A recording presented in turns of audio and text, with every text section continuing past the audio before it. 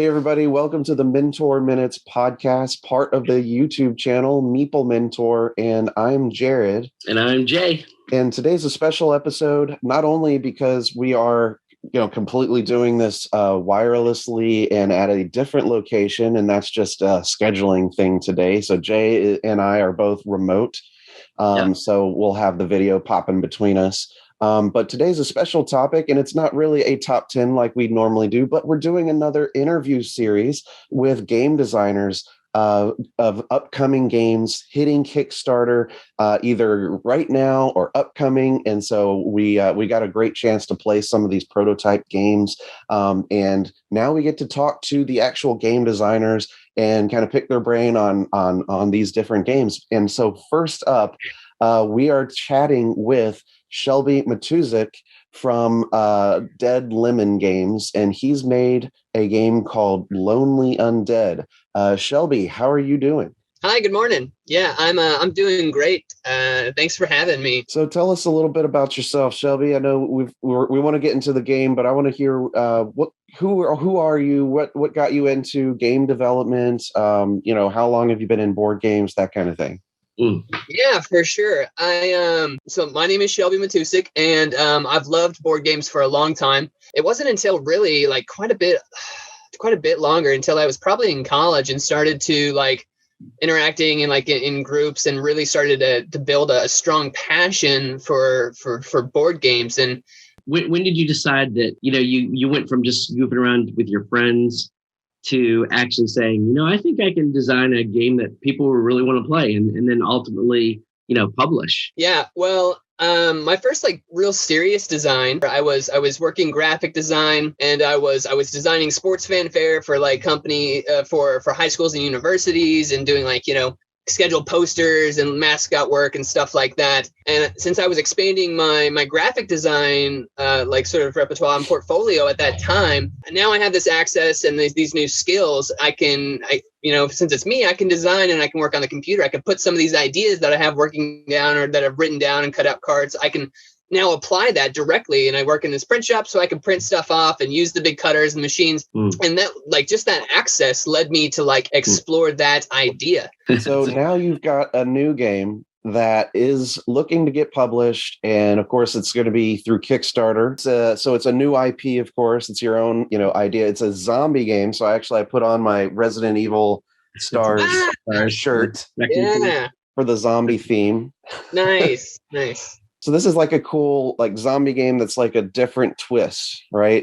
Yes. Tell us a little bit about this game and then how you kind of came up with it. I started boiling on this game probably about 3 years ago, and I had some of these ideas and mechanics and concepts and little notes and scribbles here and there. And I didn't have a theme solidified. I had a couple different sort of ideas for the theme. And I remember a few years back, talking to some of my game buddies about it and kind of just, breezing over it and stuff like that. And I had, I'm a fan of zombies and zombie themed things. And I brought it up, maybe it could be used for the game. The conversation topic came up about, zombie games, this is what you do in it, and this is pretty cliche and blah blah blah. And I was like, well, maybe that's a bad idea to use that theme then. But then that evening I was laying in bed and I started thinking about the zombie theme, and I was like, you know what, that's exactly why I should try to use the theme. Let me try to use the theme, and I want to take all these old stereotypes, all these recycled ideas for what a zombie game is, and I want to just flip them around. I want to flip them all on their head.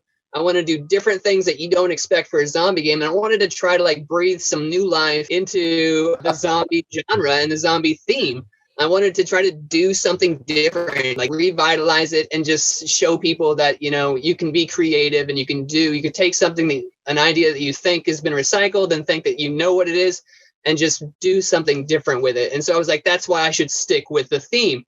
Yeah. And it worked out really well, because when I was writing lore and writing the cards, I'm a real I love to laugh, and I'm more humorous, and that played really well into the writing and the design aspects of the game, because I made a list at the beginning of all these things that what zombie games kind of were, and I was like, okay, whatever this is, reverse, right? So it was serious theme, dark gore, and I was like, no, lighthearted theme, humor. And funny. Yeah. funny, don't focus on violence. And of course, so you made a zombie game with no weapons. Yes, in a lot of ways. I did. I wanted to stay away from the aspect of no weapons. And this conversation actually leads into the biggest switch, and I think is one of the biggest draws thing you notice first about the game, is that it's completely from the zombies' perspective. Right. So it's the antagonist protagonist switch. Right. Yeah. I wanted, instead of like humans going through waves of zombies with baseball bats and revolvers and shotguns and blowing them away, and like, I was like, no, I want the zombies to be the focus. I want the zombies to be going out and doing zombie things from their perspective.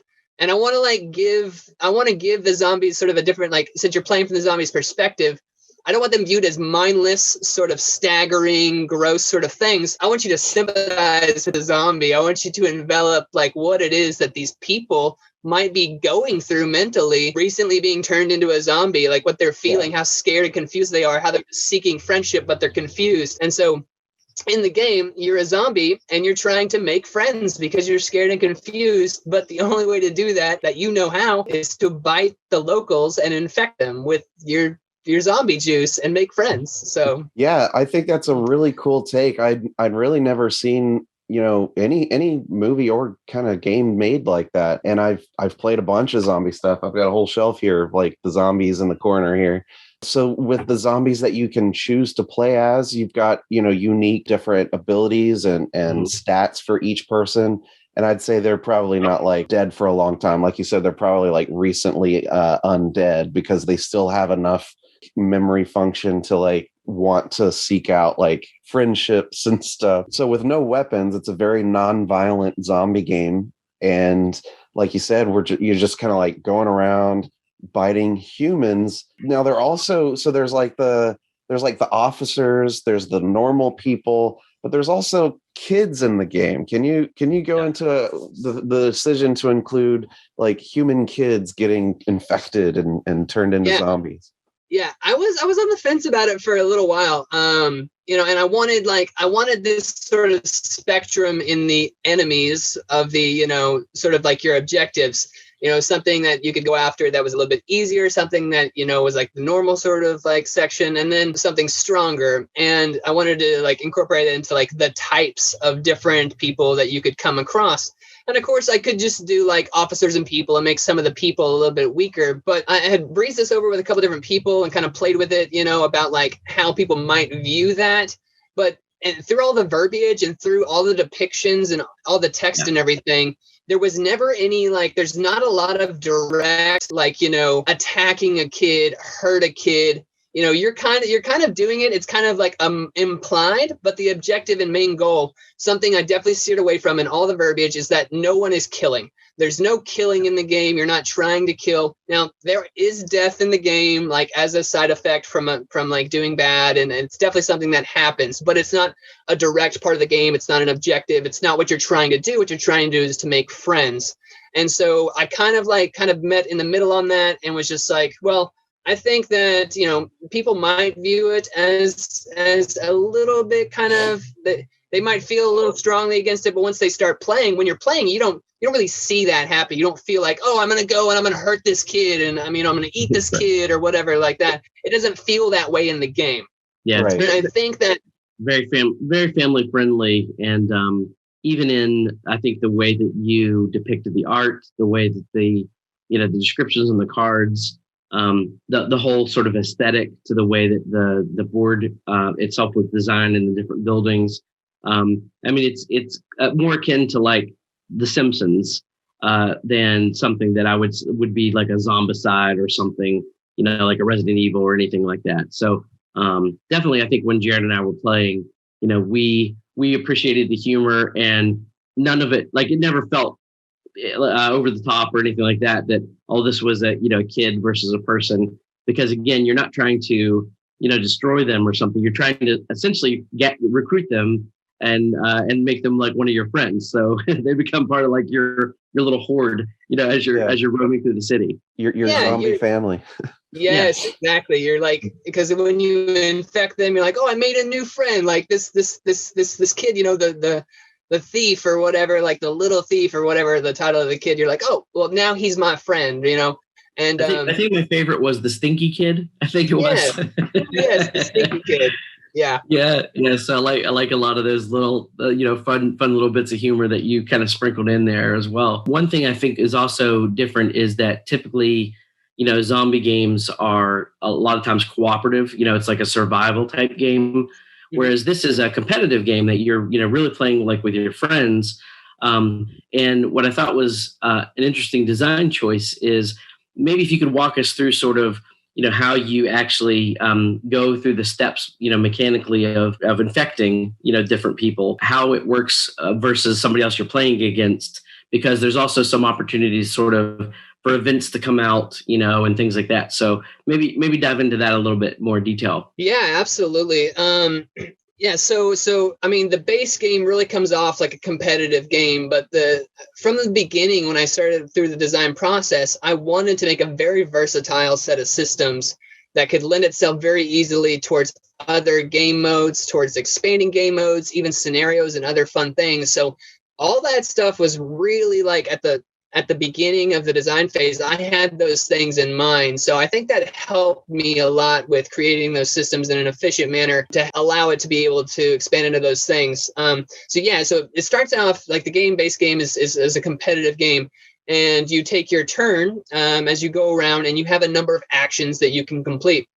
Of course, you have a little standee, you're moving around town, and so you can move your standee. You can also, there are resources that you can go kind of rummaging around for in a deck of cards, the A deck, and one of your actions you can do is to draw one of those into your hand to try to gain resources, which is actually a pretty important part of the game, which I think some people, the first time they play, they don't actually realize how important getting resources is, and they think they can just start doing actions, and you never know who you're encountering. So when you go up to an individual and you draw out from the deck who the individual is, now you see who they are. Well, maybe they're stronger than you and you didn't realize that. So now you're in a predicament because you didn't try to like make yourself stronger by trying to buff up through the deck. Another action, of course, is taking the cards from your hand and putting them into place so you can utilize them, basically taking them out of your backpack and putting them in your hands. And then there is essentially the process of making the friend, which is kind of this 3-tier process. And I wanted it to be, I wanted this like balance of thematic like gameplay, along with trying to keep it as like streamlined and keep downtime. I wanted to really create a middle of the road game to where like, you could have a lot of role playing aspects for like sort of like a really light like tabletop RPG, but then you could also have these aspects where like, it was more sort of streamlined, and you could sort of like move through it in a more quickened pace as compared to a tabletop RPG. So there's this sort of 3-tier set of actions you do to make a friend, right? You sneak up on them. So you have to do like what is called a sound check in the game, where you're testing your ability to be stealthy against the opponent's ability for alertness. And then you do a sound check, which involves just your attribute, your base attribute, whatever you have, plus your modifiers, and then against their attributes, so their alertness. And you roll a combat modifier die. I use that term, but that's not what it's called in the game. It's called a chance die, but that's sort of like how you think about it being, like a combat modifying deck. It's just a modifier to chance on the attributes. And so you roll that, you apply it, and if you are successful in sneaking up on, then you can move on to the next sort of step. And in the game, you don't have to go directly into the attack, which is usually what you would want to do next. You can do other actions. Say, for example, like you snuck up on them, but maybe you realized you weren't strong enough to actually like succeed in the attack, and maybe it's not worth the risk reward. Because if you fail the attack, or if you fail a sound check, it comes with negative consequences for failing. So at that point, you could always move away or perform a different action. But then, of course, you can move on to the attack, which involves the same process with the comparing the attributes, rolling the die. And then the last one is rolling the bite die, which is essentially a 6-sided die, a set of numbers that you're trying to roll and to try to hit. You may have modifiers in your hand to help give you an edge, to help like add bite numbers or to like change the die result. And of course, if you land one of your bite numbers, then you have successfully infected the living person. You take them off the board. That is your new friend added to the family. Well, and that last part there, which I thought was an interesting design choice, is if you fail in some of those steps, there'll be consequences for failing. You'll get some sort of negative reaction, and a lot of that's really specific to the character that you're attacking as well. So it'll produce some sort of setback. But the other thing too is if you fail to bite the person, you have this way that you've designed the actual standees to have a piece, like basically looks like a mouth, kind of like a bite token fastened to the character, and you can't reattempt that to infect that same character twice. And so you've kind of left that open for the other opponents at the table to get to bag an easy person. Yes, that goes into like the original part of your question. I got kind of like caught up in like explaining the steps and the actions there, but that plays a huge role in the competitive part of the game. Like you would kind of led into, is that also with your cards, you can have certain effects that you can affect other individuals' interactions, right? So there are cards you could play in which you could like foil somebody else's die roll, or like maybe make the living person stronger with some sort of effect. But then yes, if you fail like your bite attempt, like basically the bite doesn't take, you weren't good enough, like your bite wasn't strong, or the zombie saliva like wasn't potent enough to infect that individual, then you cannot bite them again. Your chances are done. So you can't just stand there and keep doing it. So you have to move on. Your teeth weren't quite sharp enough or something. Yeah. Yeah. And so it kind of forces you to move on and to keep the game rolling, and to go move on to other people to try to bite. But then you have this person who is basically like, who is down and has already been bitten, and they're just kind of laying there. And that's where the other players can sort of capitalize on your failure. They can also come up, and then they can put a bite on the individual, and they can try to make a friend without having to do the sound check, without having to attack, because the other player already did all the hard work. So it's kind of like you got to make sure that if you're going after them, that you can get it done, or else you're going to make it easy for your other players to come in and sort of swoop up on all your hard work. Yeah, that actually was a encounter or a situation that happened in our game a couple times. Yeah. Yeah, and I remember the final part of the game. I was kind of between two zombies, or I'm sorry, two humans. Sorry. Yeah. And Jay was coming up, and he was like, "Now, if I attack this person, I could gain a friend, but if I lose, then you're going to get two really easily on your next turn, and then you would win." And so do I really want to chance this? And exactly. he failed that.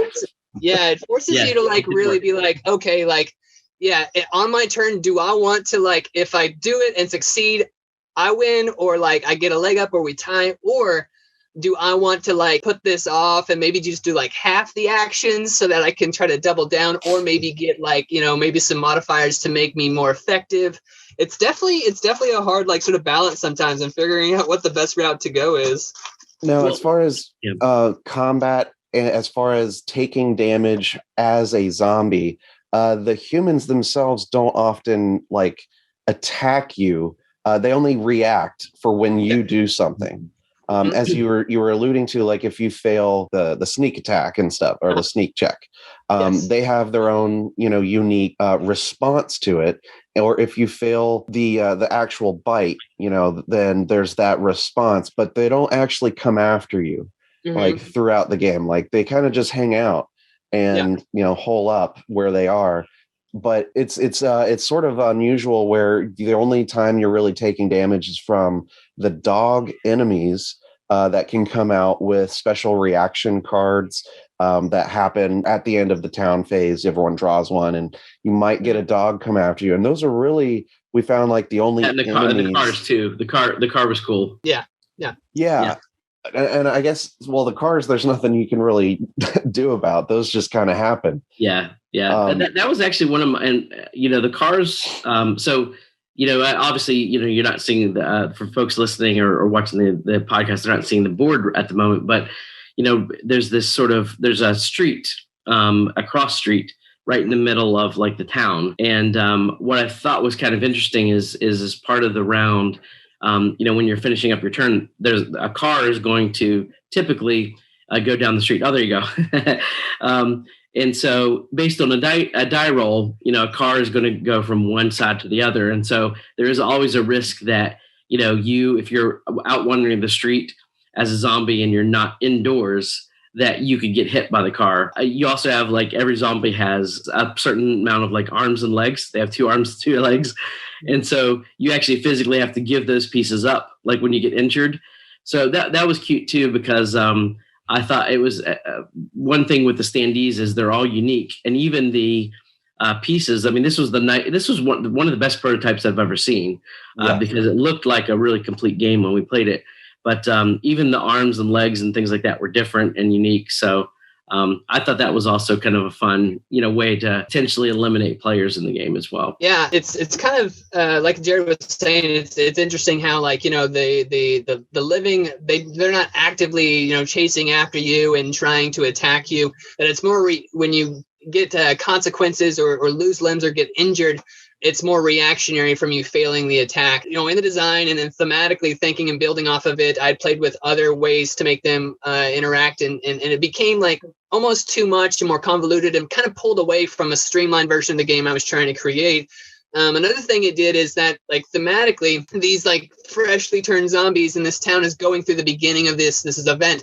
And this is another thing that has with my marketing and with telling people about the game is that they have that stereotype so richly embedded about a zombie game that I've had this feedback, from art and stuff being oh, well, people are holed up in their homes. There's not like trash on the street and there's not boards up. We are surviving. And I'm that's because it's not a zombie apocalypse. You're not in the middle of some sort of cataclysmic event, where zombies are out and you're roaming the street. These people, thematically, they're just going through this event, and so they're acting funny, and people are kind of noticing it. They're going about their normal lives, and all of a sudden someone comes up and they're trying to grab them. They're this is weird, and that's sort of a whole different sort of thing to sort of think about as far as a zombie goes. That thematic sort of event. I mean, you don't really, that hasn't been portrayed necessarily in a game. So I wanted that to sort of stick with the theme as well as trying to make the game as streamlined as possible. I totally get that. And that's really, it speaks to a lot of the creativity and design behind, how much thought went into the game and making it such a unique zombie game experience. It's there's this lore behind it, basically, that where the setting allows this sort of special gameplay because it's the dawn of zombies arriving and no one really knows what's going on, so there's not any sort of preparation. There's no one really knowing what to do, and so everyone's just sort of slowly interacting with these guys going wait, what's happening here? And it's whoa, and it all feel it matches the gameplay with how that's designed. Now we played on one side of the board with the prototype that had, just the images of the buildings all sort of drawn on the board. But you've also made a lot of these buildings modular, so they're very much sort of like Tetris or polyomino type shapes. Mm-hmm. Can you talk a little bit about your design choice there and, what folks that back the Kickstarter should expect from that? Yeah, absolutely. Through the design process, when I started building the map, and using this sort of grid system to help with sort of random spawns of people and where and how to move and how certain things might interact. I realized this potential for utilizing sort of this blocky form, and that these buildings that I was designing, I was these just look like Tetris pieces, and that would lend very well to a modular map system, which people really love. Not everybody, but a lot of people really enjoy sort of that, building their own map or variability in the gameplay and adding to replayability by being able to somehow affect or modify the map with modular pieces. I've had so many internal battles between making it light and heavyweight, right? So I wanted streamlined versions so people could hop in and play a base game. They could hop in, play something quick, or maybe they're just a lighter style of player. But I also love the idea of having something in the game where people could if they wanted more strategy, if they love the textiles and moving around the pieces and creating a board and adding more strategy and depth, I wanted that to be a part of the game. When I was doing the design and, of course, using the Kickstarter model, I was like, perfect. Here's a base game and here's a deluxe game, right? Progress more towards that thought process. And there was something that really stuck with me when I was like researching a device for design was the words were make the best version now, make the best version of your game you can. And obviously, like that doesn't lend well into like marketing and other products and other sales, but being my first product and being on Kickstarter, I wanted to just try to put everything I could to add options in the game instead of releasing multiple types of games. So I added this mode that I called mutated mode, in which you could use a blank side of the map. You take all the structures, the locations that are already printed standard on the printed side of the map. And as part of setup, you take turns placing out the tiles. The players get to take turns placing out the tiles. So they are building up a strategy based off of their character, based off of like their goals and what they're trying to accomplish. And also the tiles add another like level of depth, another layer, because they have locational bonuses that are printed on the tiles that you don't get in the base, like standard printed side of the board. So those come into play as well. You may move into, say, like in the church. If you make a new friend in the church, you're allowed to actually remove one of the tokens from the death toll, like bring them back to life. So that's adding theme and adding more level of strategy. And it also adds into the other modes and how you could play and utilize those locational bonuses for the cooperative mode if you're getting your butt kicked by the game. We didn't have a chance to try the cooperative mode, but that is a really cool like addition. And like Jay was saying, like normally zombie games are kind of cooperative by default. But I'm curious, can you describe a little bit more on what the cooperative mode is like and how that is a different experience? So, with the competitive mode, you're, of course, it's almost like a race game in a lot of ways. You are racing to be the first person to effectively infect so many friends, right? So the first person to successfully infect 7 friends, they're the winner. So it's kind of a race towards that finish with the competition with each other. I'm not going to go into it in detail, but then, of course, there's the town phase, which is something I really like the idea of and wanted to keep, which is where there is always reactions coming from the town based off of like this event that's happening, so not only are you competing with the other players, but then you have the town that's unleashing sort of reactions to your mayhem and your shenanigans. So in the co-op mode, instead of competing and racing, what you're doing is you're basically trying to like almost convert the whole town in a way.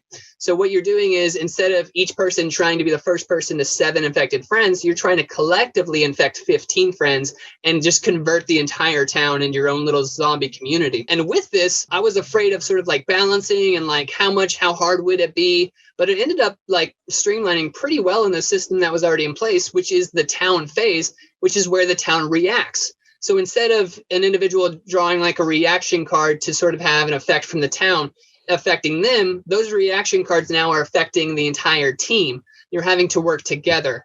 And so in the competitive game, if you lose all your limbs, you lose your ability to play, you're knocked out of the game. Now, in the cooperative game, if any member of the team loses all their limbs, then you lose the game, right? So you're a team, you're working together. You got to make sure your friends keep their limbs, that you keep them in check, you help them out with other things. There's a number of different cards. A lot of the cards that are resources that are aids will actually play both directions. So they're kind of like almost neutral, where you would play them during the competitive game to affect your die rolls, but it actually says any on the card, and you're allowed to actually play them to maybe affect a teammate's die roll, to maybe bump it up or to give strength. There are cards in which if you're next to another teammate that you could actually give them an extra boost on, like, say, their attack or whatever sort of effect like that. So you work cooperatively as the game during the reaction phase is constantly coming towards you and adding these reactions. It also really highlights and utilizes what is known as the death toll, which is a track, sort of an escalative meter for the game. And essentially, as you're doing a terrible job with converting your friends and making friends, and people are dying as a result of you doing a terrible job, or cars coming through and hitting people or whatever, they're placed on this toll, this meter. As you're going through, there are spots on the meter, and in a normal game, like every even spot, so 2, 4, 6, etc., you draw an extra reaction card that applies, and essentially it adds to the escalation and the feeling of things getting harder as you're doing a terrible job.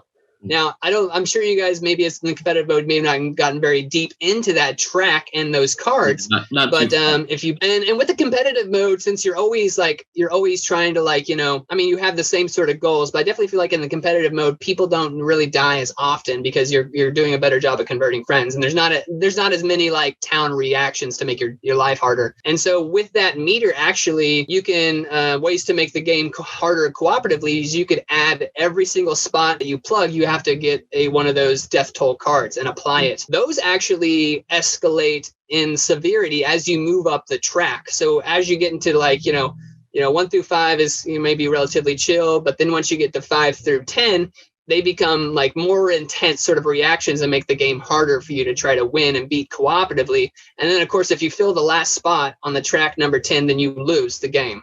Again, just talking back to the prototype, I mean, it was a really complete prototype. I mean, it felt like, the game was done. With regard to that, tell us a little bit about your plans for Kickstarter, when you're launching, and, what your goals are as far as how many copies, you need to make in order to publish the product. Yeah. So the campaign will be launching on June 7th. It's a Monday, and people are trying to, I've chosen that for a number of different reasons. I know that's not some of the standard practice, but I'm kind of like sticking to it to try it out. So June 7th is the launch date. Set a relatively sort of middle of the road, what I would call maybe a modest goal, depending on how people view it, for $15,000 for the Kickstarter. And that would help guarantee a nice little safety cushion for us to be able to produce a decent quantity of the game, a decent minimum or a quantity of games, and deliver those to the backers, and be able to do that in an efficient manner with sort of the safety cushion and other things we're kind of building into it. Being my first Kickstarter, being sort of new to a lot of this, I've read multiple horror stories. I'm very, as far as first time creators and their first time Kickstarters, and I'm trying to do my due diligence and my research and the best I can to try to reduce some of those really common mistakes and common problems. I want to try to use this flagship, this launchpad, and really create a strong start for what I'm trying to do in my brand with Dead Lemon Games. Obviously, there will be hardships, there will be hard times, there will be complications that'll come up. That's a part of the process, and I'm still learning as I go, but definitely something I wanted to do and keep in mind with this first thing is to try to do it safely and try to avoid a lot of those first time mistakes so I can deliver a quality product efficiently and in a timely manner to people and give them sort of the customer service and the experience that they deserve for giving me their support. It's something I've always been really strong in my morality and in my values, especially what I'm stemming with the company, is that if someone, wants to do right by me and give me support, then I need to do everything in my ability to give them what they deserve for that. And sometimes that's hard, but I'm trying to do the best I can with that. Can you speak to a little bit about the component upgrades, or because this is a very, when we played the prototype, it was a very complete looking prototype.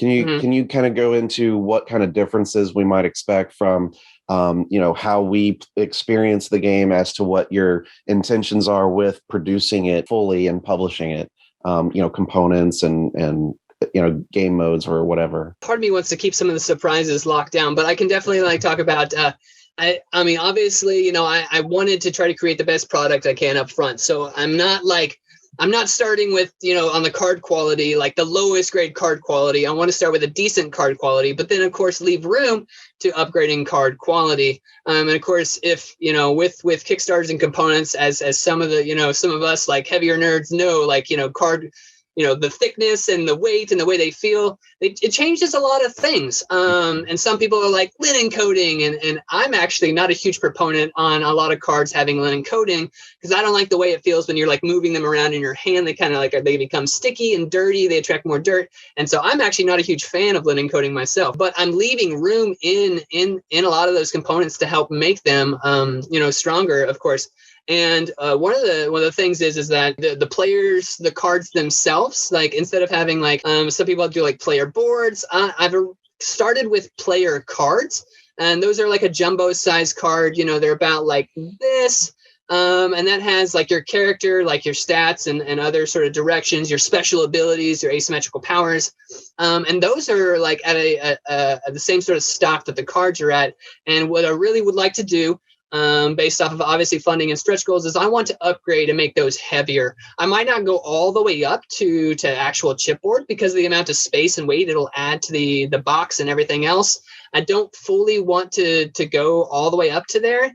If I have enough push and enough power of the people that want to try to make that done, I might consider it. But I'm definitely wanting to upgrade the thickness and the weight of those cards to make them stable, have more weight to them, more durable. And that goes with a lot of the other components as well. A sturdier chip on the chipboards and the punch outs with 3 stretch goals. And then the thing I'm stoked about most in the stretch goals, since I'm starting with already decent quality of my components, is that I'm stoked about content. And so I'm focusing heavily on replayability and making this game that you can basically never get bored with, and it's different every time. And I want to keep going with that. I mean, every living person is different. They have their own set of attributes, their own locational powers, and their own consequences for your actions when dealing with them. I want to add more. I want to add more of that to the game. I want to add more resources, different kinds of ways to affect the gameplay, and add more resources for more variability in your gameplay. And then on top of that, depends on how far we get with the stretch goals, but I'm planning on trying to work towards co-op scenarios, basically missions, one-offs that you can do. You can play with your team that have very specific instructions and objectives, which will utilize the tiles and the map system for you to use the tiles or arrange them in a certain manner to set up the town for the objective. And then writing a short little scenario that you could do one-offs with the co-op game, and also carry that over into writing for a solo campaign, sort of like a progressive campaign through the thematic story is what I'm aiming for as I've started writing. And that means you're basically going through the story, not with one character that you're trying to build up in any sort of tabletop RPG sort of stance from game to game, but you're playing thematically through the events of the town, through different characters as they sort of come across each other or notice things happening, and they're sort of interacting all at the same time in this progressive sort of campaign that you could do solo wise. Planning on trying to, as a longer stretch goal, some of that really fun content, and wanting to really put that into the product. But like I said, that's of course, there'll be a number of amount of development towards those. And also, added booklets to the game and maybe additional components to help make those work. But I really want to make those as part of the game, because writing those things and playing those out and having that thematic lore and development, especially expanding on the solo mode and the co-op abilities of the game, I really want to give that to people. Because of obviously the additional content, what's your, as far as the frame of mind? So the Kickstarter is, June 2021. What are you looking at for delivery dates to backers? I feel like people are going to hate my delivery date, but I want to make it as safe as possible. Something you guys may have heard that is really thick throughout the Kickstarter community that they say is, especially first-time creators, is to under-promise and over-deliver. Being a first-time creator and doing this for the first time, I'm trying to build a big cushion in to make sure that I don't promise, hey, this is coming. I'm the Kickstarter's in June. I'm going to get it to you in January. I'm going to get it to you in February. And that's sort of a normal sort of time frame. If you're doing midsummer, then you can sort of do late winter, early spring, right? That's what I'm shooting for, of course. But what I'm saying is that things do happen, and I'm allowing for that time frame. I do not want to say that I'm going to get it to you then, and then have to tell you that you're going to have to wait. That's what I don't want to happen. I want to say I'm going to give it a year. I'm going to say I'm going to deliver by the 1st of June. And if it comes out in the spring, then I've done right by you. I've done the best I could. Here it is early. I'd rather you get it early, and me saying you're going to get it this time, than me saying you're going to get it this time and get it months later, which is one of the problems that comes up with the Kickstarter model. And one of the problems that is really rampant in first-time creators, and I do not want that. So people look at the campaign and they're going to say oh my goodness, here it is June for the campaign. I might not get it till next June. I think that isn't perfectly uncommon. Fair, and it's an honest expectation for Kickstarter campaigns. But normally people will tell you that you're going to get it in February, and you still get it in June. Yeah. And as a first-time person who's doing this on Kickstarter, you definitely want to make sure that you're first shot out the gate is one that's trusted, so that you're building yourself up for, future successes as well. So, I think you're wise to take a conservative approach. And, most people, when they back Kickstarters, they just have sort of this nebulous time frame in their head anyway. I probably have 10 Kickstarters right now that are backed. I have no idea when they're delivering. I just check them once in a while. But so I think, people will forgive you for that, I think.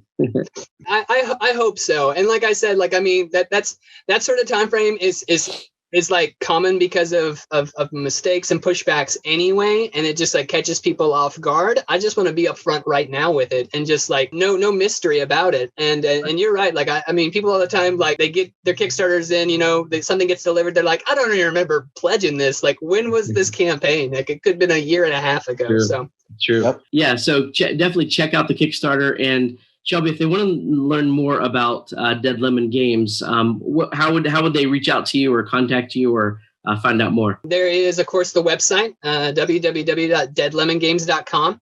It has information about Dead Lemon Games. It has obviously a lot of content and a lot of featuring information about Lonely Undead and some fun little extra things on there. A lot of information about the game, timelines, some bios and stuff like that. Of course, there's also a lot of interaction on social media, especially on Facebook. There's an Instagram for Dead Lemon Games that tries to stay as active as possible. But being a one-man show and keeping up with all of the social media, as well as trying to launch and develop a campaign, it's overwhelming, like how the pressure to try to push out social content like every day is sometimes I can impossible. Totally relate as another one-man show here at Meeple Mentor. Yeah, who's also, you're both working, other jobs too. It's not like this is a full-time gig. So yeah, absolutely. And of course, and also on top of that, Kickstarter. You go to Kickstarter and you search Lonely Undead, it'll pull up the pre-launch page, nice little image there, thumbnail, smash that notify me on launch button, hop on board, and then of course when it launches, then the page will be up and you'll be able to check it out full-fledged. Yep. So for all our listeners, I'm going to include the link to the Kickstarter in the description. So as you are checking out the video and wanting to learn more, you can go right into that description and go ahead and click it and check it out. I encourage you to do that. And please back the game. I've played it. It's a lot of fun. It's it's got that humor to it. It's so unique. And I just know this is gonna fund. And man, I'm excited to see how this performs on Kickstarter. I think one of the comments that me and Jared said when we were playing it was, I wish this game existed when I was a teenager.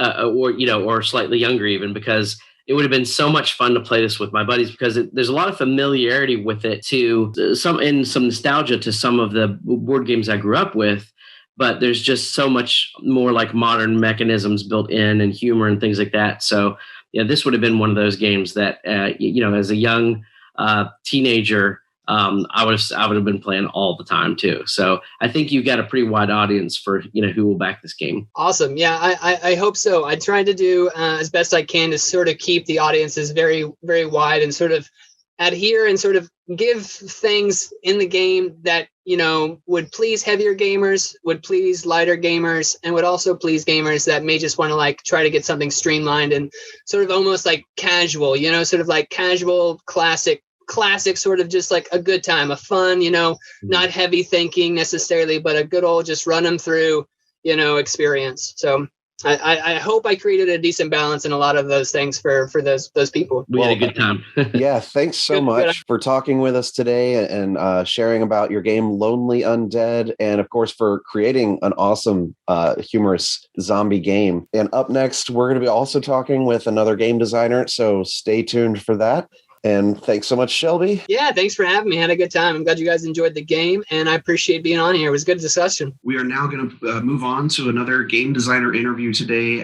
For the second part of our interview for game designers, we're going to be speaking with Hanna, who's made an excellent war strategy combat type game called Took's Rebellion. And Jay and I are here. We're excited to talk with Matt. We had a chance to play the prototype, which is so extensive because of the number of components that it literally has to be done online through Tabletop Simulator. We actually broke it into 2 sessions and really just got into the very beginning part of the game to get a sort of feel for it.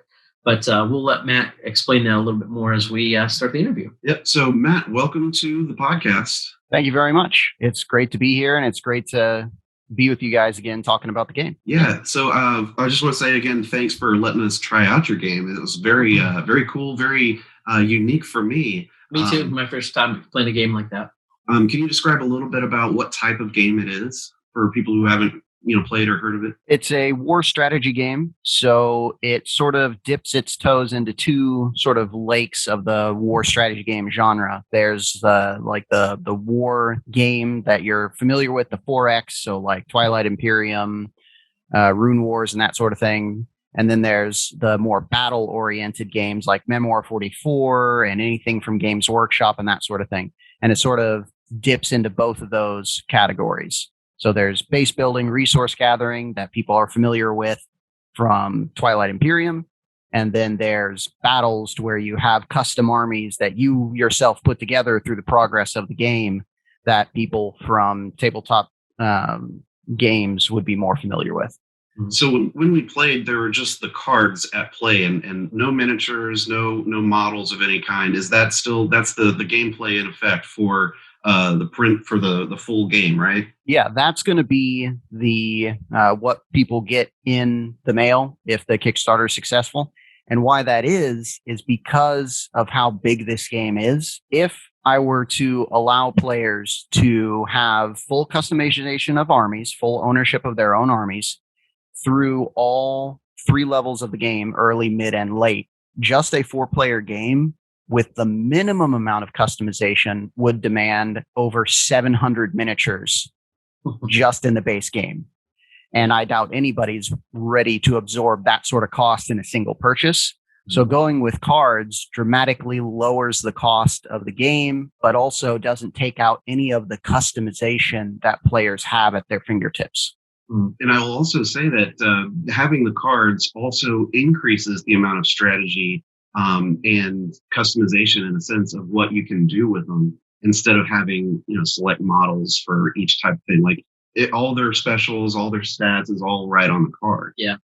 Yep. It's all in one place where everybody that's playing, like let's say there's a battle going on, all the bad guy cards will have their art there, have their stats there, and have any special abilities. So you won't have just a miniature out there and you're just like, okay, does that mini have the bolter or does it have a las gun or something like that? And you have to ask the other person because you don't know.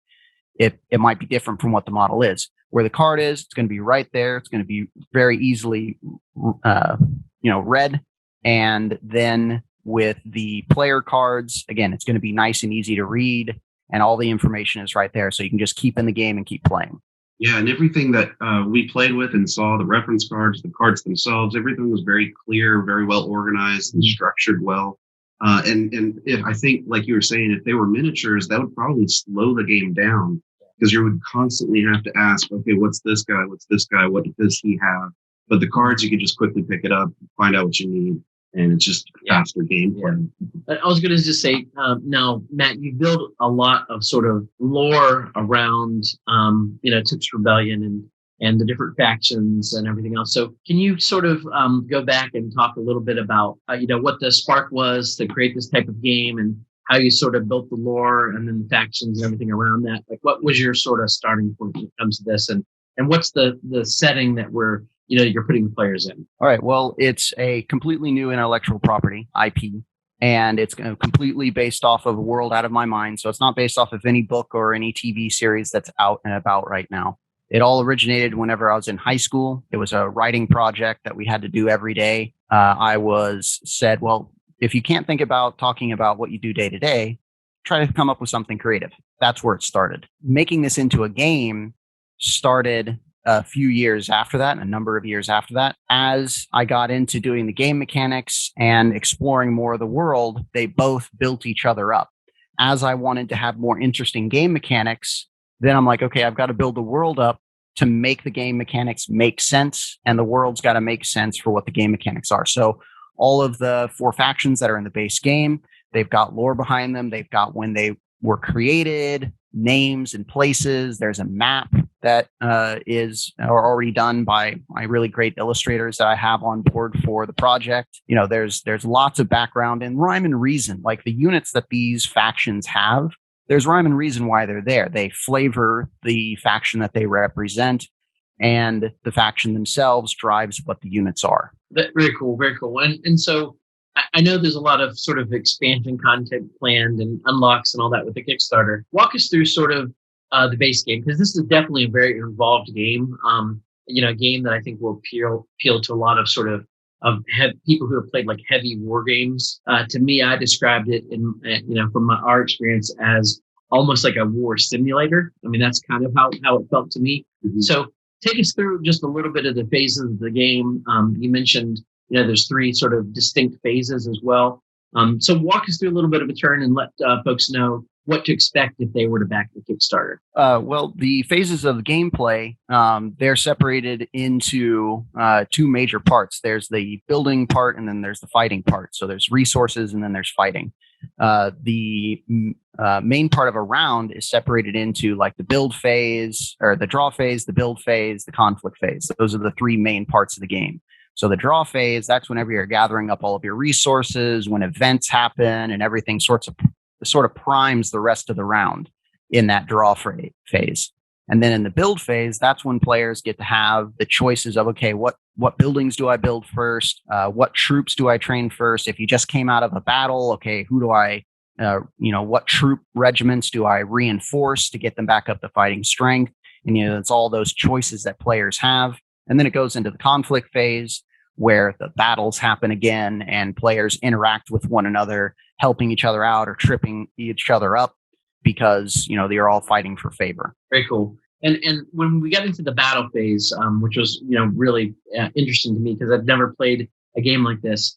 I mean, you've really done an interesting job of sort of how the cards on the table represent sort of the lines in the battlefield. The positions on the battlefield. Yeah, like you have the infantry, and you've got cavalry, and you've got archery, and you've got people in the flanks. And so, talk a little bit about sort of what went into how you really wanted to make that realistic, and actually how you were able to pull that off when you do have such large armies with a certain number of cards, and what kind of process went into that.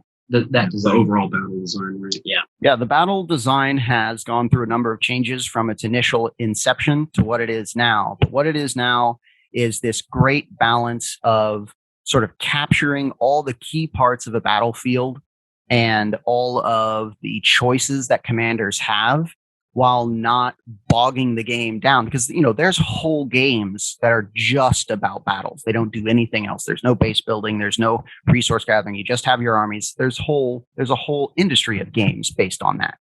So this sort of tries to condense it down into all the highlights. So as you said, there's infantry, there's cavalry, there's archers, there's the front line of infantry where you've got, big, thick regiments of men with shields and spears and swords, and they've got all their special traits. And then behind that line, you have your body. That's where all the archery is, and, all of the sort of special units that are high DPS, but more fragile, low health, low armor. And then in the flanks, that's where your cavalry goes and your skirmishers go. And you can have these really cool moments to where you're breaching their line with your infantry, breaking through, punching holes in their line, and you can, have cavalry flank around from the side, beating their cavalry off and then attacking the enemy from behind. But, there's no rangefinder. So you don't have to get out a tape measure and figure out, okay, am I 3 inches or 3.5 inches away from this target to figure out, can I shoot this guy or not? Or can I do it like that? Range combat is very straightforward. It's really, okay, is the unit that's firing, where is it and where is its target? Can you shoot it? Yes or no? It's very quick. All the phases, as you said, go really quick. The infantry go first, then the archery, then the cavalry. And it's all very straightforward, but it still captures the epic size of battles. I mean, some of these battles can be 20 units on 20, a total of 40 units on the battlefield at one time. And I think in other games that would have that kind of combat, it would take a long time to go through it. Yeah. But in our experience with those battle systems, it's so streamlined and very straightforward, like you said, that those battles don't last that long. Yeah, it's very intuitive because you're seeing sort of the position of the cards in that line. So you know which cards are your infantry, and the row of cards behind that is the archers. And the cards on the side are the ones that are doing the different. I was going to say flanking maneuvers. And things only basically reposition like in one different section of the battle, and then you just reevaluate, and you can see because of the arranged rows and flanks and stuff. It's very nicely designed. Well, and there was something else that you did that was interesting, where it's not a co-op game, but there are definitely co-op moments in the game because it makes sense to participate in a battle and help somebody else because of some of the ways you can earn points. So it kind of describe how you mixed that sort of competitive and cooperative style within that kind of battle a little bit. All right. Well, the battles are twofold critical. One, as you said, that's where you get favor points, and your favor score is how you get a single winner at the end. And the main way that you get favor over the game, where you get the lion's share of your favor points, are from those battles. So everybody's invested to try to get into those battles. But normally the battles are too big for one player to take on by themselves in some cases. So they have to call in allies. Otherwise, they risk losing their entire army or taking huge losses. So not only is the person that is having the battle, they're incentivized to call for allies. They kind of have to in some cases. And whenever there's multiple battles, like if there are 4 players and there's 4 battles, it's just like, okay, that's a lot of units. And, there's going to be attrition on us because we're going to keep on coming back to the battlefield with these same units that have seen battle after battle. And we're going to be fighting fresh enemies over and over again. There's that cooperative part of it. There are rules in the game of how the game is won and lost that push the cooperative and competitive part. But there is just one winner in the end. So it is competitive on that level. However, one of the downfalls a lot of war games like Risk and Twilight Imperium sort of is when one player gets knocked out of the game, they're knocked out of the game. It's permadeath. And they're going to sit around the table with nothing to do. Is that really what's going to be for them? So in this game, the cooperative element is if you lose too many battles or if you lose too many men, everybody loses and you have to restart the game. So that's one sort of answering of that issue with war games. But yes, there is one winner in the end. Right. So you had mentioned the reasons why, like, I would call for someone to help me, but then the incentive for someone to join is for if you're in the battle, like you said, you can earn favor for every guy you kill. And you don't want anybody to actually lose, because if they lose, then that affects everybody by ending the game. Yeah.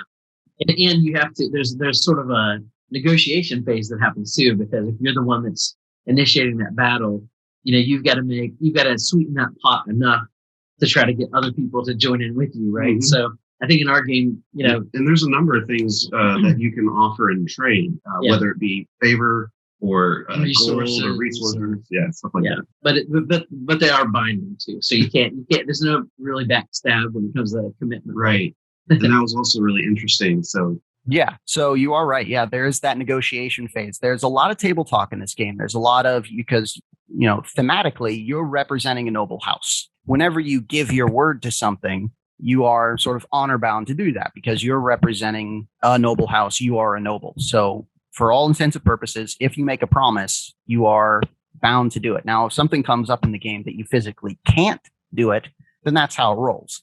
But like if you offer a person some resources, or if they're suffering from some sort of negative event that's plaguing their lands, and you say, well, I can take care of that.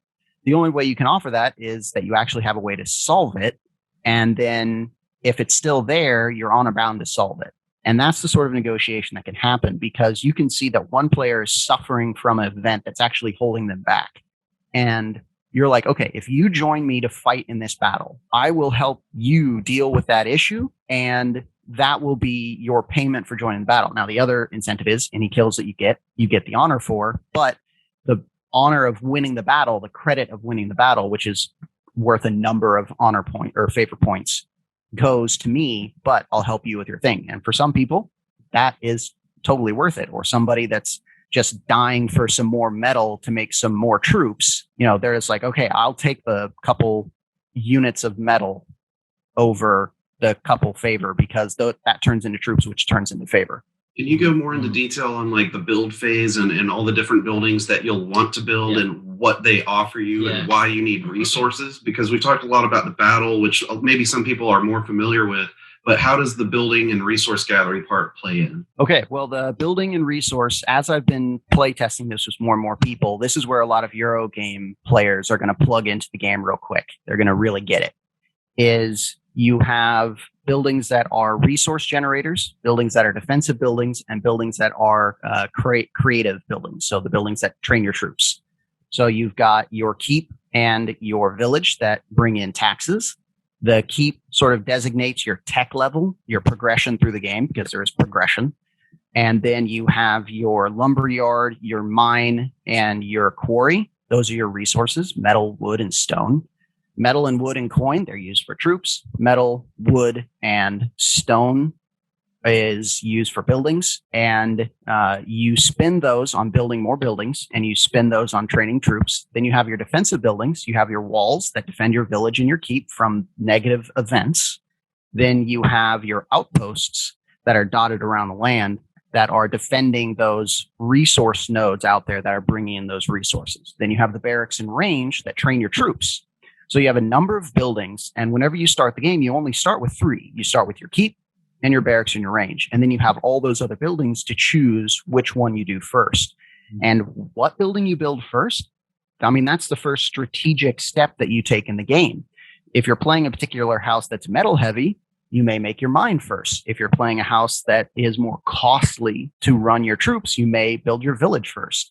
There's a whole build order that goes into it, what faction you're playing as, and what other people are doing, and what happens in the game can also completely drive what gets built in what order. Can you go into a little bit more about what varies the different houses? Like, do they have different abilities? Do they have different decks of like event cards that we have done, the internal or external, or different buildings, that sort of special stuff? What are the variants there? Yeah, there are 4 factions in the base game, and we've already got 5 more designed, and that'll be stretch goals. But the 4 that are in the base game is you've got House Kell. They come with a special building. Their units are more DPS focused. They have average health, average defense, more output of damage, and special abilities. Their special building allows them to further customize units with extra defense or extra health. And they have, they're mostly a spear and magic focused house. So they do more damage to cavalry, and they've got, they're a firehouse. So they're all about the bang and the fire and burning everything down. They've got a lot of DPS up front, but if they spend all their resources right away, then they have to have time to recover. Then you have House Shobal. They're the techie magic ranged house. They've got repeating crossbows, and they've got walking 4-legged siege tanks and mortars, and really all this really heavy magic tech feel to them. They build buildings faster, so that's sort of the special thing for their house. They never run out of ammo, pretty much.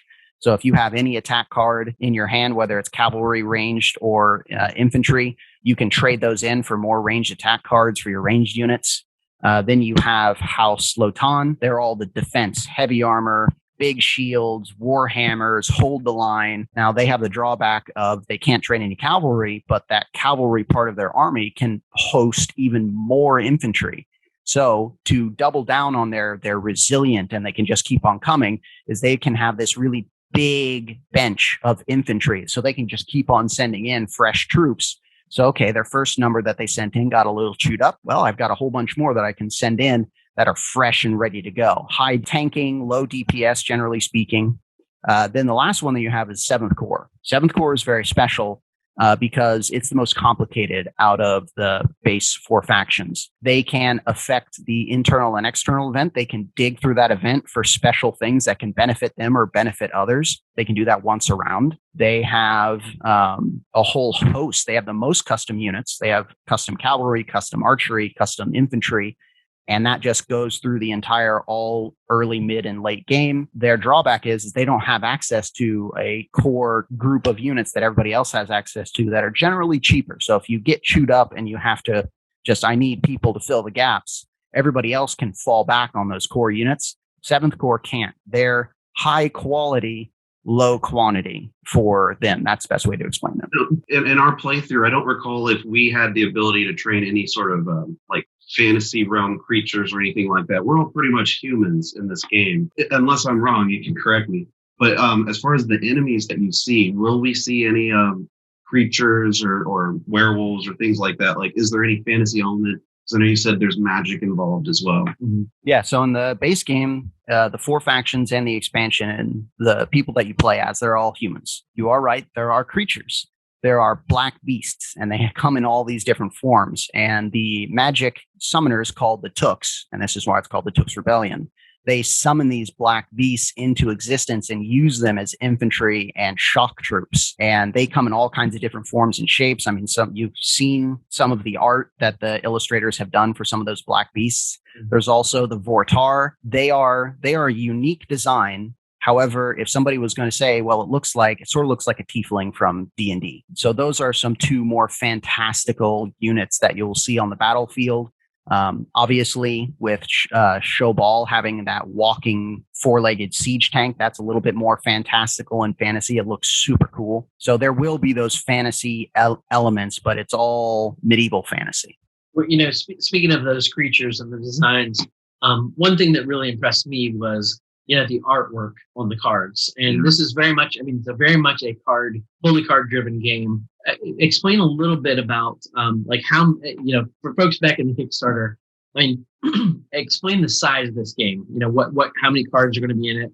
And more importantly, how many various artwork, art pieces that you've contracted to have on these cards. Because the artwork we saw was, really, really cool art. Very impressive stuff. Yeah, it reminded me of the really good magic art.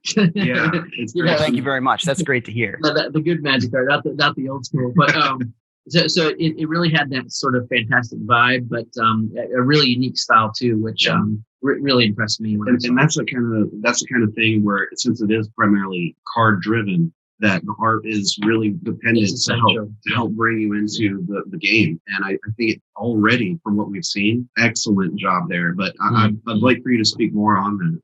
Yeah, I've got 3 really awesome artists. It was a little bit of a challenge to find these 3, but I'm glad I went through the process. I have Sho, Jules, and Jonathan from Vietnam, Brazil, and England. They're amazing artists. I love working with them. The number of cards that are going to come in the game. Right now, we're sitting at around 1,127 cards. That's the number of cards that you're going to get in the base game, in the box. The core game. That's not stretch goals. That's not expansions. No, that's not stretch goals at all. The first stretch goal, that's going to add potentially another 400 to 500 cards on top of that, and another 4 to 5 factions to play as. The number of unique pieces of art right now, the last time I did the count, even after all the art that I've already gotten done, that's not counting that art, I have about 160 to 170 more unique pieces of art that still need to be done by these artists. And they're to be able to seek out so much unique art for the wide array amount of cards. It would be so much easier to just say, oh, it's an infantry, so there's the one infantry picture. But each house has their own unique art and artist, if I understand it, which makes that whole theme even tighter. And even when you look at the battlefield, because of the art styles that are different between the factions, it's easier to see which troops are yours in a single battle, which is very important. Yeah, it's easy to distinguish. We haven't really, we talked about a little bit about the phases and sort of what you're doing mechanically in the game, but give people sort of an idea of the scope of this game. This is not a game you're going to complete in one setting. And we didn't either. And you described, you very aptly kind of mentioned Gloomhaven. Talk to us a little bit about if somebody were to play through a full campaign, what they're looking at as far as sessions. Yeah, what does it mean to play a game? Yeah. So in the rule book, we have 3 different campaigns set because it's just a static favor total that you're trying to reach. So we have a long campaign, which is 200 favor. We have a mid campaign, which is around 150, and we have a short campaign that's 100 to 125. And that will even in the short campaign, that allows you to play through the early, mid, and late game. That allows you to see all the really cool units that everybody has. And as you said, yes, this game will take more than one sitting to beat. I would say if you're doing like 2 hour to 3 hour sittings, I would say to do the short campaign, it's probably going to be 5 sittings. That sounds like a whole lot of time, and that sounds a lot like Gloomhaven. Gloomhaven has hundreds of hours of playtime in it. Imperial Assault and Journeys of Middle-earth are some more of those games that you cannot beat in one sitting. That's a strength if you ask me, because then when somebody's looking at the game and saying, okay, is this worth my dollars to spend? It's how much content is there? How long can I play this game and not feel like, okay, I'm just playing the same game over again and it's just running in the same exact way? Because just in the base game, there's those 4 factions, and you can have different combinations of factions depending on the number of players you have. In the bare minimum, you could play the game 4 times in a row, playing each faction just once and have a completely different play time and a completely different experience. So there's loads of replayability. The other thing that will hopefully make people interested in backing the game, that the games that we mentioned, Gloomhaven, Imperial Assault, and Journeys of Middle-earth, all those games take effort to get onto the table. There's loads of components, loads of pieces and parts. And it's like, Gloomhaven's awesome. I backed Frosthaven. I'm excited to get that game. I'm excited to play it. Really great. But whenever I'm sitting with my friends and we're figuring out what game we want to play, we're like, well, we want to play Gloomhaven, but do we have 30 to 45 minutes to set it up? Yeah, exactly. My game in the box, day one, will have a 100% organizer system. And what I mean by that is whenever you buy my game and it gets to your house, you will not have to go out and get Ziploc baggies. You won't have to go to a third party card organizer company to get this game corralled, because as people are already thinking, wow, that's a lot of cards to try to keep in one spot. My game will have a 100% organizer system that will allow you to get the game on the table playing in 5 minutes or less. And I'm not kidding. Huge selling point. Big time. I mean, that's quite impressive for, again, the amount of cards and then to say 5 minute setup. Mm-hmm. So it's not just an organizer for keeping it in the box. It's really to help you facilitate playing the game. Yeah, that's a big distinction.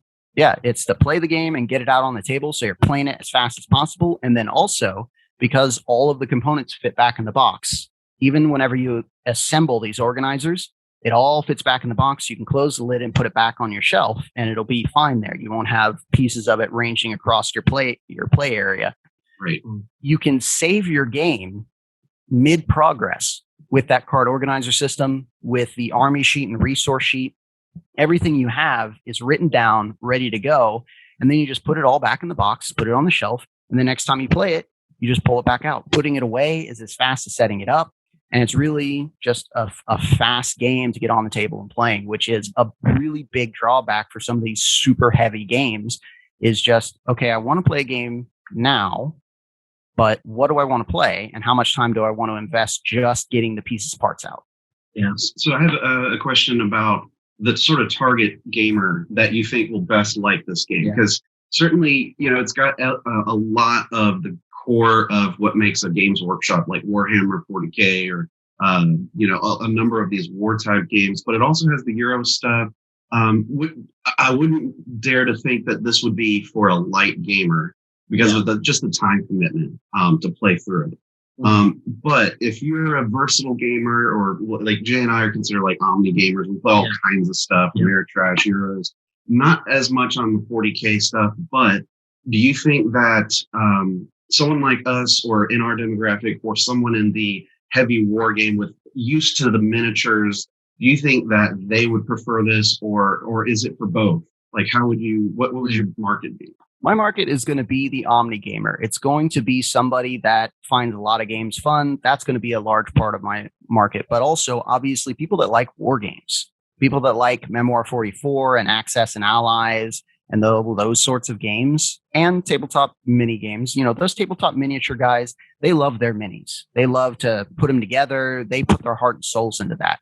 And cards are going to figuratively and literally look kind of flat to them. So that might be a negative for them when looking at my game without you guys saying how great the game is or something like that. Right. So I hope that they would give my game a chance, but I understand of them what they're used to and where they put their money, what they expect to get back out of it. So it would be great. And I do think that those guys would enjoy this game because it's not a super heavy Euro game with, a million little boxes moving around with 15 steps. It's really just sort of an introduction in that level. And then the people that play Euro games that really love those, that just eat that sort of meta out, they look at the really complex miniature games from Games Workshop and it's like, wow, that's a lot of moving parts and really big expense. My game is an introduction to that side of things. So it's the Omni Gamer. It's a gamer that, plays a lot of different games, but obviously the War Gamer is my cream and crop sort of player. It sounds like you're trying to reach like the best of both worlds with the game design and streamlining so much of it, and not just the Euro stuff, but you're streamlining the battle systems so that it's easy for someone who's not familiar with it to play, and it's simpler than someone who's delved so much time into war games. Yeah. So it's faster for them to play, especially with that setup. And I think that's probably a big selling point for someone that wants a faster experience, but not necessarily with all the minis. Yeah, and they don't want they don't have to bring like a big history of being a war gamer to the table before they try this one out. It's I found that not ever playing a war game. It was very intuitive once we got into the battle. It was really, just a quick walkthrough from you. And then everything else is just very intuitive because you're seeing what's sort of taking place on the board. Right. So none of it's abstracted. It's very much representing like a one-to-one sort of representation of your armies and everything else. So that to me, is also a point in its favor. And Matt, I was going to say, on that point, when are you planning the Kickstarter and how much more prep do you have before you actually launch? Well, over the last few days, I've been working on the budget with the individual that's helping me, get all of the finances in order and making sure that, I don't bite off more than I can chew. So, it's going to be in the next couple months. It's coming up soon. It's just there has to be, the budget has to be set first. We know how much the game is going to cost to print. We have a company that's going to print it, but it's okay. How many, what's the stretch goal? And then how many people do we need to get for that stretch goal? And it's just making sure all that money is correct. And that takes a lot of effort and time. And when we were talking, there's quite a few that like stretch goals planned and even expansions and things like that may come down the line. So it sounds like there's a lot to sort of map out before it's quite ready. And I don't envy that process. So we'd say it's definitely a 2021 launch, though. That's the plan right now. For the Kickstarter, yes, the Kickstarter's gonna launch this year, no matter what, one way or the other. It's gonna launch this year. And then once the Kickstarter is successful, if it's successful, it's going to be, and this is me overestimating, this is me being conservative, I would say that it's going to be about a year before it actually gets to players. Now, it seems like a really long time, but I've only got 3 artists and I've got 170 individual pieces of art to do. And these artists, particularly Sho, and she made the Black Beasts, she can spend 40 hours on one piece of art. So with having so many pieces to do and so few artists, I mean, that's just going to take a hard amount of time to get through before it can even go to the printer. Right. Now, the nice thing, the printer that I have, Delano, that's the one I'm sort of targeting right now. I am open to talking to others and that sort of thing. That's going to be fast. It's going to be printed in the US. And then once everything is proofed and makes sense for their printers, it's going to take 2 weeks to print. And then it's going to be in a warehouse in the US and it's going to be sent out. So you don't even have to wait for international shipping or anything like that. Ooh, I don't have to wait for it to come from China on a slow boat. Boats getting stuck in canals and that kind of thing. Yeah. So when this video comes out, it'll be June 8th. And what is there going to be any playthroughs or any sort of content that people can look up or even test drive right on Tabletop Simulator, something like that, to get an idea? Since it is, I feel it's a very unique tabletop experience, and I feel like a lot of people would need to see it in action or try it for themselves. So can you give us any idea for where people could check it out before even the Kickstarter launches? What I can say for you guys right now on this podcast, and before, I haven't posted it anywhere else yet, it's on Tabletop Simulator right now, available to the public, that you can play the game. There's a link to a Dropbox file in the description of the game, and that will have the rough draft of the rules. It will have the faction cards sort of explaining the special things that the factions have. And people will be able to download that and read the rules and look at the special factions.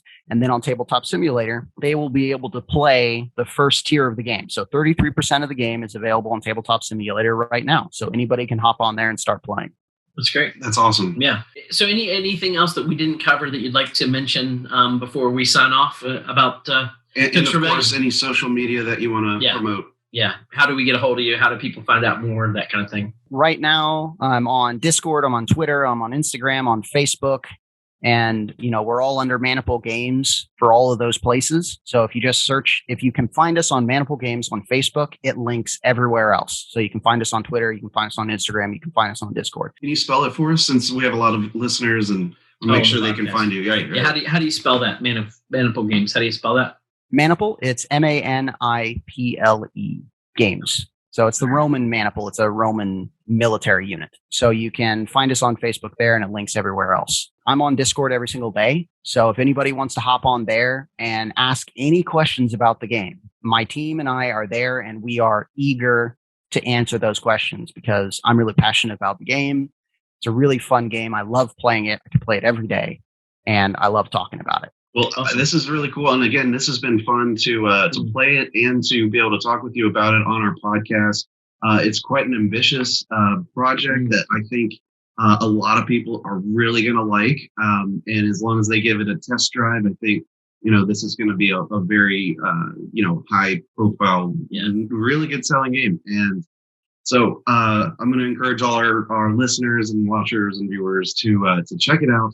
And go to your Facebook page to find out more, and hopefully get to chat with you as well. Yeah. If you have questions. So thanks again for joining us on our podcast today. Yeah, thanks, Matt. And we'll look forward to the Kickstarter launch. Yeah, thank you very much. And I'm looking forward to it too. And it was a lot of fun playing the game with you two. And hopefully, you'll be able to do a Meeple Mentor episode of unboxing and showing people on your channel of the actual physical game in hand. That'll be fun. Yeah. So we'll stay tuned. Everyone stay tuned to see if that happens down the road. Depending on when you're watching this video, it might have already happened. That's right. That's right. Cool. All right. Well, that's all for us. And thanks for joining us. And thanks, viewers and listeners, for listening to our Mentor Minutes podcast episode of interviewing game designers. So make sure you check all of them out. And stay tuned for our next episode. We'll probably be doing some more top 10s. Yeah. We just recorded one. It was pretty good one. Yeah. Pretty cool. We're very excited to share that. That'll be out very soon. With all that, I'm Jared. And I've been Jay. See you next time. Catch you later.